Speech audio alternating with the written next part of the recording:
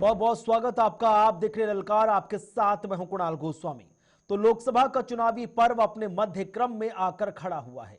3 चरणों में मतदान सिमट चुके हैं। तीसरा चरण समाप्त होने के साथ ही 20 राज्य केंद्र शासित प्रदेशों और 543 में से 283 लोकसभा सीटों पर मतदान संपन्न हुआ, जो कि बहुमत के आंकड़े के लगभग बराबर है।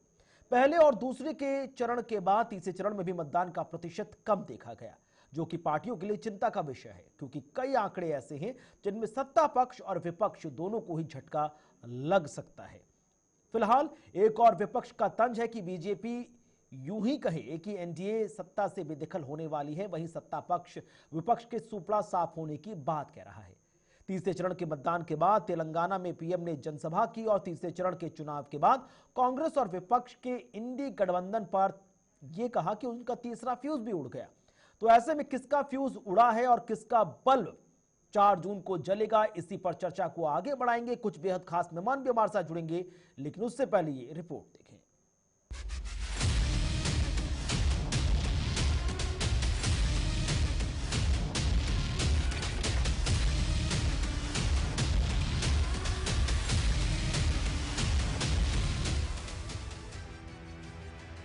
लोकसभा चुनाव में मतदान का क्रम लगभग आधे रास्ते तक पहुंच गया है। 7 चरणों में होने वाला मतदान 3 चरणों के सफर को पार कर चुका है। अब तक के मतदान में करीब मतदान प्रतिशत में काफी उतार चढ़ाव के दौर भी देखे गए। कहीं उम्मीद से ज्यादा मतदान हुआ तो कहीं पर कम। पहला चरण 21 राज्यों और केंद्र शासित प्रदेशों में वोटिंग हुई। पहले चरण में कुल 66.14% मतदान हुआ। लक्षद्वीप में सबसे ज्यादा 84.1%, जबकि बिहार में सबसे कम 49.26% वोटिंग हुई। जबकि 2019 के पहले चरण में हुआ था मतदान 69.43%। दूसरे चरण में 88 निर्वाचन क्षेत्रों में मतदान हुआ। दूसरे चरण में दर्ज किया गया 66.71% मतदान। मणिपुर में सबसे अधिक 84.85%, जबकि यूपी में सबसे कम 55.19% मतदान हुआ। वहीं 2019 के दूसरे चरण में 69.17% वोटिंग हुई थी। तीसरा चरण को देखें तो 11 राज्यों की 93 लोकसभा सीटों पर वोटिंग हुई। तीसरे चरण में 64.58% वोटिंग दर्ज हुई। असम में सबसे ज्यादा 81.71%, जबकि यूपी में फिर सबसे कम 57.34% मतदान दर्ज हुआ। वहीं 2019 में तीसरे चरण में 116 सीटों पर हुई वोटिंग में 68.40% वोटिंग हुई थी। आपको बता दें कि इस बार का लोकसभा चुनाव 7 चरणों में हो रहा है। चुनाव 19 अप्रैल से शुरू होकर 1 जून तक चलेगा। इसमें देश की 543 लोकसभा सीटों पर जनता अपने अपने प्रत्याशियों की किस्मत को ईवीएम में कैद कर रही है। 3 चरणों का मतदान समाप्त होने के बाद बाकी बचे निर्वाचन क्षेत्रों में 4 चरणों में वोटिंग होगी। इसके लिए 13 मई, 20 मई, 25 मई, 1 जून को मतदान होगा। वही वोटों की गिनती 4 जून को। लेकिन अब तक हुआ मतदान 283 सीटों पर सिमट चुका है, यानी कि बहुमत के बराबर की सीटों के लिए मतदाता अपना निर्णय दे चुके हैं। अगर 2019 के नजरियों से सीटों का गणित देखें तो आंकड़े दिलचस्प बनते हैं। क्या कहता है 2019 का आंकड़ा? 3 चरणों में 283 सीटों पर कौन आगे रहा, कौन पीछे रहा? 2019 में एनडीए को इन्हीं 3 चरणों में 187 सीटें मिली। बीजेपी के हिस्से में 163 गई। जबकि 2019 में शुरुआती 3 चरणों की बात करें तो यूपीए के हाथ 77 सीटें आईं। कांग्रेस के हिस्से में निजी तौर पर मात्र 37 सीटें ही मिली। अब देश में 283 सीटों पर मतदान संपन्न हो गए हैं, जबकि 1 सीट सूरत में बीजेपी उम्मीदवार को निर्विरोध चुना गया। भारतीय जनता पार्टी के लिए ये चरण बेहद महत्वपूर्ण माना जा रहा था। इस चरण में गुजरात की सभी सीटों पर और कर्नाटक की आधी यानी 14 सीटों पर, जबकि महाराष्ट्र की 11 सीटों पर चुनाव हुए। ये वो सीटें थी जहां बीजेपी ने पिछले चुनावों में शानदार प्रदर्शन किया। लेकिन मतदान में गिरावट आखिर का कारण क्या है? किसको नफा किसको नुकसान होगा, ये आने वाला वक्त बताएगा।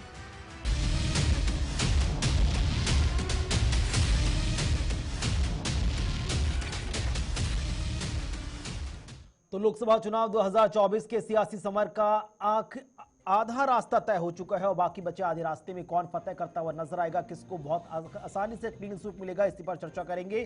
कुछ बेहद खास मेहमान भी हमारे साथ जुड़ रहे हैं। सबसे पहले आपको उनसे इंट्रोड्यूस करवा दें। माधवी अग्रवाल, प्रवक्ता भारतीय जनता पार्टी से, यश श्रीवास्तव हमारे साथ, प्रवक्ता कांग्रेस से, और नेता है सीपीआई से प्रोफेसर दिनेश विष्णे। आपका भी बहुत बहुत स्वागत। लेकिन रुक एक बड़ी खबर का कर लेते हैं, जहां पर कांग्रेस पार्टी के overseas national president Sam Pitroda का एक और बयान सियासी घमासान मचाता हुआ नजर आ रहा है। तो सैम पित्रोदा का एक और नया बयान सियासी गलियारों में आकर्षण का केंद्र बन गया है, चर्चाओं का विषय बना है। पित्रोदा ने भारतीयों को रंग को लेकर विवादित टिप्पणी की है। सैम पित्रोदा के बयान पर पीएम नरेंद्र मोदी ने पूरी कांग्रेस को ही घेर लिया। पीएम मोदी ने कहा कि शहजादे के फिलोसोफर ने चमड़ी के आधार पर देशवासियों को गाली दी है। ईस्ट के लोग चीनी तो वेस्ट के लोग अरेबियन, साउथ के अफ्रीकन जैसे हैं, ये कहना है सैम पित्रोदा का। और सैम पित्रोदा ने कहा कि ईस्ट के लोग चीनी, वेस्ट के अरेबियन, साउथ के अफ्रीकन जैसे नजर आते हैं, जबकि मध्य के जो लोग हैं वो अमेरिकी जैसे नजर आते हैं। बहरहाल बयानों का सिलसिला जारी है और इन बयानों के बीच सैम पित्रोदा का दिया गया बयान का ये अंश भारतीय जनता पार्टी को फ्रंट फुट पर खेलने का मौका दे रहा है।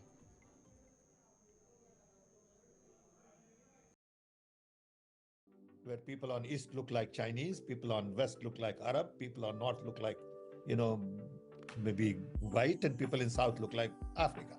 Doesn't matter. We are all brothers and sisters. ये शाहजादे के अंकल वो उनको फिलोसोफर एंड गाइड है। और जैसे क्रिकेट में आजकल थर्ड एम्पायर होता है ना, कोई कंफ्यूजन हो तो थर्ड एम्पायर को पूछते हैं, और वैसे ही ये शहजादे ये थर्ड प्लेयर को कंफ्यूजन होते हैं तो सलाह लेते हैं। ये शहजादे के फिलोसोफर एंड गाइड अंकल ने बड़ा रहस्य खोला है। उसने कहा है कि जिनका चमड़ी का रंग काला होता है ये सब अफ्रीका के हैं। मतलब आप सबको, मेरे देश के अनेक लोगों को चमड़ी के रंग के आधार पर उन्होंने इतनी बड़ी गाली दे दी। तो सुना आपने आखिरकार इंडिया ओवरसीज के नेशनल कांग्रेस के प्रेसिडेंट सैम पित्रोदा क्या कहते नजर आए, और बैठे बैठे पीएम नरेंद्र मोदी ने किस तरह से सैम पित्रोदा के बहाने कांग्रेस पर निशाना साधा। तीन बेहद खास मेहमान, सीधे रुख करते हैं। सबसे पहले यश श्रीवास्तव का। यश जी, 3 चरणों का चुनाव संपन्न हो चुका है। अब तक आपने एक आंकलन किया होगा कि आखिरकार भारतीय जनता पार्टी की 400 नामक सुपर डुपर फिल्म हिट जा रही है या फ्लॉप जा रही है, जबकि पीएम नरेंद्र मोदी कह रहे हैं कि भैया 7 में से 3 फ्यूज विपक्ष के फ्लॉप हो गए। इस पर तो बयान दीजिए। और साथ ही साथ जो सैम पित्रोदा कहते हुए नजर आ रहे हैं, सैम पित्रोदा के बयान पर जी, मैंने आपकी बात सुन ली है। मैं आपको दोनों बातों का जवाब दे देता हूँ। पहली बात है कि 400 पार की बात अब भूल जाइए, अब बीजेपी वालों को भी याद नहीं है। नरेंद्र मोदी जी का जो जहां तक सवाल है, तो आज नरेंद्र जी के भाषण आ रहे हैं, वो कह रहे हैं कि भाई अडानी और अंबानी कांग्रेस को काला धन देते हैं। तो इससे 2 बातें दिखाई देती हैं। एक ये कि जैसे पुरानी फिल्मों में अत्याचारी जो पात्र होता था वो अपने आखिर में बिल्कुल अंत समय में हारते हारते कुछ भी बड़बड़ाने लगता था, वैसी हालत दिखाई दे रही है। दूसरा, हमारे नरेंद्र जी खुद कह रहे हैं कि अडानी और अंबानी के पास काला धन है, तो ईडी को ये बात सुननी चाहिए। अब सैम पित्रोदा जी के भाषण, उस वक्तव्य से हमारी पार्टी सहमत नहीं है, ये हमारा शीर्ष नेतृत्व आपको और सभी को बता चुका है। लेकिन नरेंद्र जी जो हैं वो इस बात का खंडन करने के चक्कर में एक गलती कर गए। उन्होंने कह दिया कि इन्होंने अफ्रीकन कह के गाली दी है। ये बात यदि अफ्रीकी देशों को पता चलेगी तो वो उसको अच्छा नहीं मानेंगे कि यदि किसी को अफ्रीकी कह दिया तो वो गाली हो गई। तो देखिए, बातें जो है ना, बातें पकड़ना यहाँ हम सभी का काम है। इसलिए मैं एक बार फिर आपको याद दिलाता हूँ, हमारा ध्यान चुनाव पर होना चाहिए, मुद्दों पर होना चाहिए। और पिछले 3 चरण, जो तीसरा चरण कल संपन्न हुआ है, उसका निष्कर्ष ये है कि पूरी भाजपा, पूरे हमारे नरेंद्र जी के तमाम लोग चुनाव की बिल्कुल भी बात नहीं कुल कर रहे मिलाकर हैं। आपका ये कहना है लगातार कि धर्म की बात। सैम पित्रोदा कुछ भी कहें लेकिन मतदाताओं पर उसका सीधा असर नहीं पड़ने वाला। छोटा सा रिएक्शन माधवी जी, फिर ब्रेक लेना है मुझे आपसे। देखिए, सैम पित्रोदा धर्म के इस कांग्रेस ठीक ये है, है ये चीज समय कांग्रेस कम है, के आज समय कम है प्लीज। सलाहकार। जी माधवी जी, जी। ये जो सैम है ये कांग्रेस के सलाहकार हैं और आज के नहीं है, बहुत पहले से प्रधानमंत्री के भी सलाहकार रह चुके हैं। तो ऐसे व्यक्ति जब भारत को विभिन्न देशों से बांटकर एक तुलना कर रहे हैं कि आधा हिस्सा जो है वो चाइना का है, आधा, देखिए उनकी बात का मतलब समझने की कोशिश करिए। ये चेहरे के साथ में उन्होंने एक तरीके से जो एरियाज हैं, जो जोन है, उसको भी बांट दिया कि चाइना से कंपेयर कर दिया, फिर उसको अफ्रीका से कंपेयर कर दिया, फिर अरब से कंपेयर कर दिया। और उन्होंने क्या कहा, जब बांट देते हैं आप किसी चीज को तो इसका मतलब विभाजित कर देना होता है। और उसके बाद आप ये कहना चाहते हैं कि इस तरीके के लोग जो हैं वो एक भारत देश में एक साथ रहते हैं। और इसको मतलब एक तरीके से उन्होंने क्या कहा, उन्होंने कहा कि भारत के अंदर में कई लोग हैं जो बटे हुए हैं लेकिन फिर भी वो एक साथ रह रहे हैं। तो उन्होंने भारत को एक खंड खंड कर दिया एक तरीके से। तो ये भी एक मानसिकता झलकती है। देखिए, कोई ऐरा गहरा नथु खैरा बोल के नहीं गया है, एक वो व्यक्ति बोल के गए हैं जो कि इनको सारा सुझाव देते हैं, क्या करना है आगे वो बताते हैं। तो ये निश्चित रूप से लोग इसकी जो घोषणा है वो बहुत अच्छी अब यही तरीके से कांग्रेस लोग की कर रहे हैं। खूबसूरती है कि भारतीय जनता पार्टी के अगर तमाम नेता अगर बोल दे संविधान को लेकर तो वो ऑफिशियल बीजेपी का बयान हो जाता है, लेकिन वही सब पुत्रोदा अगर कुछ कह दे तो वो कांग्रेस का ऑफिशियल बयान नहीं कंसीडर किया जाता, यानी कि डबल।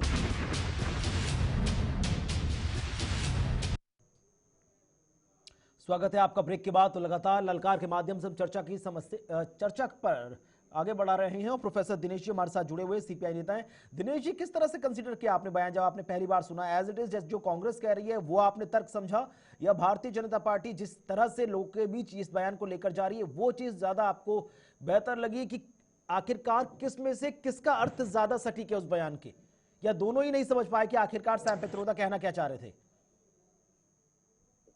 देखिए, सैम पित्रोदा जो कह रहे हैं उससे हम पूरी तरह तो सहमत नहीं है। वो कांग्रेस जवाब देगी, उसका हम नहीं देंगे क्योंकि वो कांग्रेस के वर्कर या नेता हैं। परंतु एक थ्योरी ऑफ एमालगमेशन है। भारतीय समाज में कौन कौन सी रेसें आके मिली, ये मानव वैज्ञानिक तौर पे इसको देखा जाता है। वो कुछ भी हो, और भारत एक विभिन्नता में एकता का देश है। India is a country of unity in diversity. Modi ji daily एक ऐसा नया नुक्ता ढूंढ लेते हैं जिससे लोगों का ध्यान बेरोजगारी, महंगाई, शिक्षा महंगी होना, अर्थव्यवस्था का गिरना, इलेक्टोरल बॉन्ड की बात ना आए, करप्शन, चुनावी चंदे में काला पैसा लेना, इस पे वो ना आए। बेहद भ्रष्टाचार फैला हुआ है मोदी जी के राज में।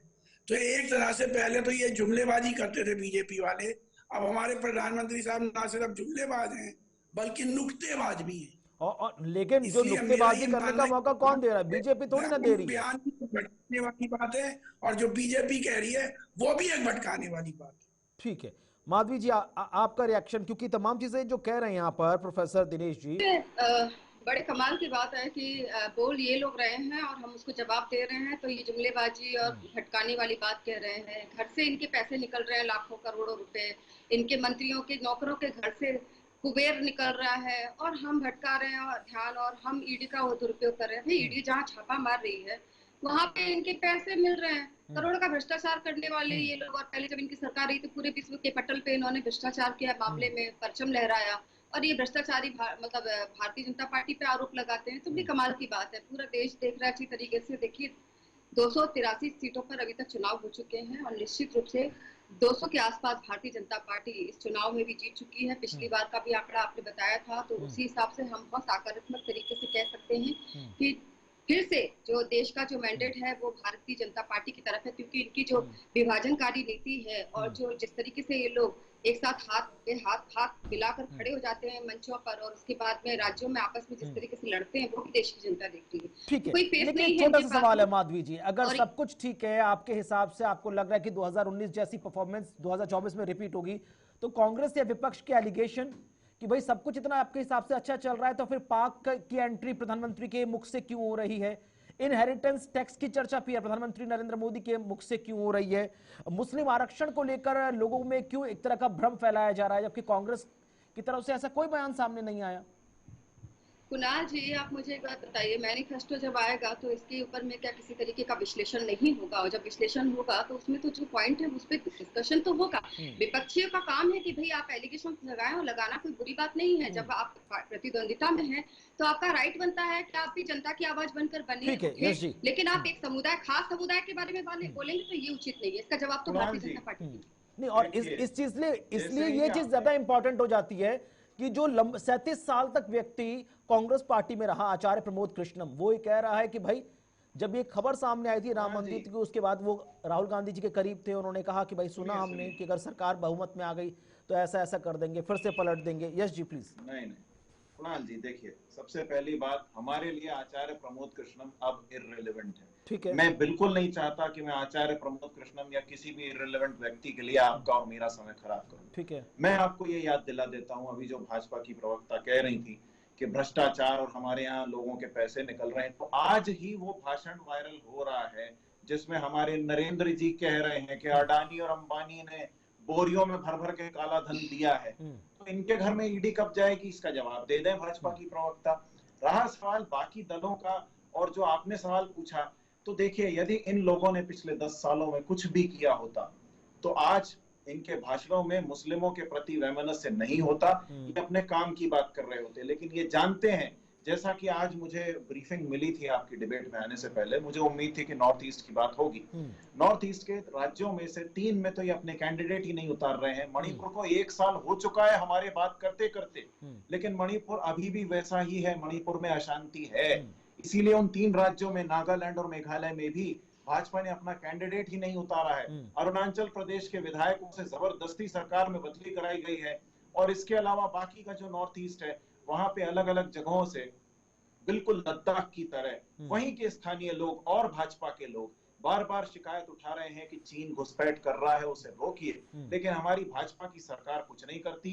और ये तो बहुत अच्छी प्रवक्ता है, इनके साथी जो आते हैं, जो यहाँ पे दम भरते हैं दुनिया भर का, मैंने एक भी संघी या भाजपाई को सीमा पर खड़े होकर चीनियों के आगे खड़ा नहीं देखा।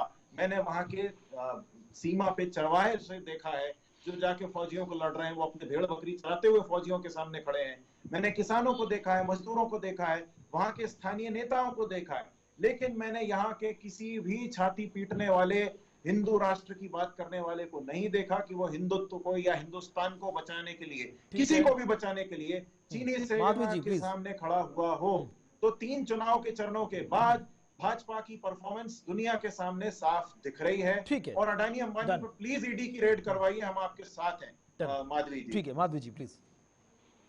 देखिए कुणाल जी, हमने देखा है चाइना के साथ में सीक्रेट डॉक्यूमेंट साइन करते हुए कांग्रेस के लोगों को हमने देखा है कि सालों से सिविल वॉर चलते हुए कांग्रेस के लीडरशिप को मूक दर्शक होकर देखते हुए हमने देखा है कि आतंकवादियों के साथ प्रधानमंत्री मनमोहन सिंह जी को हाथ मिलाते हुए।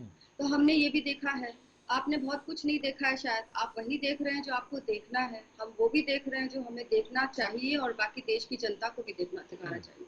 तो ये कहना कि भाई आप क्या कर रहे हैं, भाई देखिए, मैं तो एक ही बात कहूंगी, आपके पास जो बाकी के राज्य थे, आपको विगत अभी इलेक्शन में बहुत अच्छी तरीके से कांग्रेसियों को जवाब दिया, आपके हाथ से छत्तीसगढ़ गया, राजस्थान गया, तो देखिए आपको जनता जवाब दे रही है। मेरा मानना ऐसा है कि हिंदू मुस्लिम आप लोग खेलते रहे और बार बार ब्लेमिंग करते रहे। हम तो एक रस्ता की बात करते हैं, समरसता की बात करते हैं। हम चाहते हैं कि हिंदू भाई भी हमारे देश के नागरिक हैं और उनके लिए भी जो योजनाएं बनती है उसमें भागीदारी हो। लेकिन आप केवल मुस्लिम की बात करेंगे तो भारतीय जनता पार्टी तो पॉइंट आउट करेगी। अगर आप खाली मुस्लिम को आरक्षण करने की बात करेंगे, जो आपके साथ में हाथ मिला के खड़े होने वाले आपकी दल के लोग हैं, आरजेडी के नेता हैं जो आपके साथ एक मंच पे महागठबंधन में खड़े होते हैं, तो हम तो निश्चित रूप से ये बात बोलेंगे कि भाई आप लोग खाली मुस्लिम की बात क्यों कर रहे हैं। प्रधानमंत्री ने तो जवाब ही दिया, उन्होंने तो यही कहा कि आप केवल मुस्लिम की बात कैसे कर रहे हैं, ओबीसी एसटी ये सब कहाँ गए। तो मेरे कहने का मतलब ये है कि आप लोग वही देखिए जो आप लोग देखना चाहते हैं, हम वो देख रहे हैं जो देश के लिए उचित है, देश की समृद्धि, देश के विकास, देश की उन्नति के लिए उचित है। और आज तक जो भी निर्णय भारतीय जनता पार्टी ने लिए, मैं अपनी बात कंप्लीट कर लेती हूँ कुणाल जी, भारतीय जनता पार्टी ने जो भी निर्णय लिए पार्लियामेंट में, आज उससे देश को जो है उन्नति की और अग्रसर होने का ही मौका मिला है। किसी तरीके का ऐसा नुकसान नहीं हुआ जिसके लिए आप लोग अपनी छातियां पीट रहे हैं। आप लोग छातियां पीट रहे हैं परिवारवाद की राजनीति के लिए।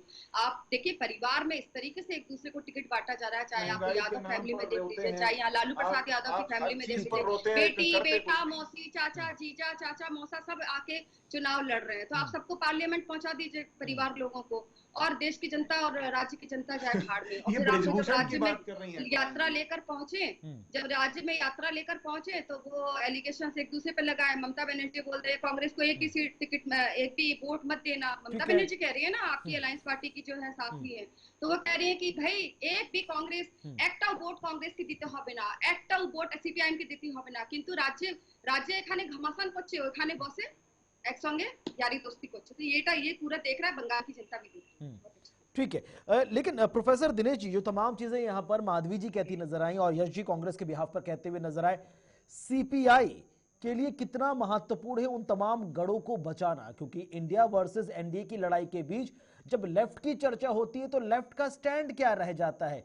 जिन मुद्दों को लेकर Bharatiya Janata party national issues को लेकर आगे बढ़ रही है, भविष्य की योजनाओं को लेकर आगे बढ़ रही है, क्या वो ज्यादा आप लोग कंसिडर लेकर चल रहे हैं, या जैसे कहा जा रहा है जातीय जनगणना होगी, आरक्षण जैसे मुद्दे पर फिर से और चीजों को सिंप्लीफाई किया जाएगा, किसानों के मुद्दों की बात की जा रही, जो 5 न्याय और 25 गारंटी की बात कांग्रेस या यूपी की तरफ से कही गई, जिसे अब इंडिया कहा जाता है, उन चीजों पर ज्यादा सीपीआई फोकस कर रहा है?